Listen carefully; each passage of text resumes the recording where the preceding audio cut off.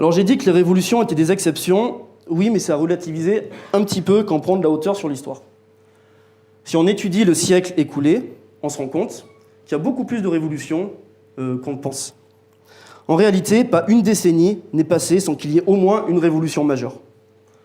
Les révolutions russes de 1905 et 1917, révolution allemande de 23, révolution chinoise 25-27, révolution espagnole 31-37, les grèves de masse en France en 36, vague révolutionnaire en Italie, en Grèce, en France entre 43 et 45, révolution chinoise de 49, révolution en Hongrie en 56, mai 68 en France, révolution chilienne en 73, révolution au Portugal en 74, j'en passe, jusqu'à récemment les révolutions arabes de 2011, la vague révolutionnaire qui a traversé le monde en 2019, et encore plus récemment, révolution au Kazakhstan, au Sri Lanka, en Iran, etc. La liste est très loin d'être exhaustive. Donc il y a des révolutions. Par contre, ce qu'il faut noter, c'est qu'on ne peut pas prédire avec précision quand et où il y aura des révolutions, même si on peut en analyser les conditions. Je vais prendre une analogie. On peut comparer les révolutions à des tremblements de terre.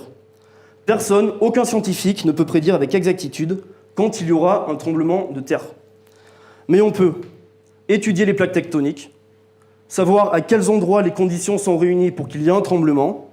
Les tremblements de terre ne surviennent pas tout le temps, mais ils sont inévitables. C'est la même chose avec les révolutions. On ne peut pas prédire avec exactitude le lieu d'une révolution et quand elle arrivera, mais nous pouvons étudier toutes les conditions économiques, politiques, sociales, militaires, géopolitiques, diplomatiques de la venue d'une révolution. On peut constater la colère qui monte chez les travailleurs, hausse de l'activité des masses, hausse des grèves, j'en ai parlé au début de mon exposé, et on peut faire un constat, nous entrons dans une époque révolutionnaire comme l'époque actuelle. Mais il y a une différence fondamentale entre les révolutions et les tremblements de terre. C'est qu'on a un cerveau et que la révolution est donc faite par des êtres doués de conscience.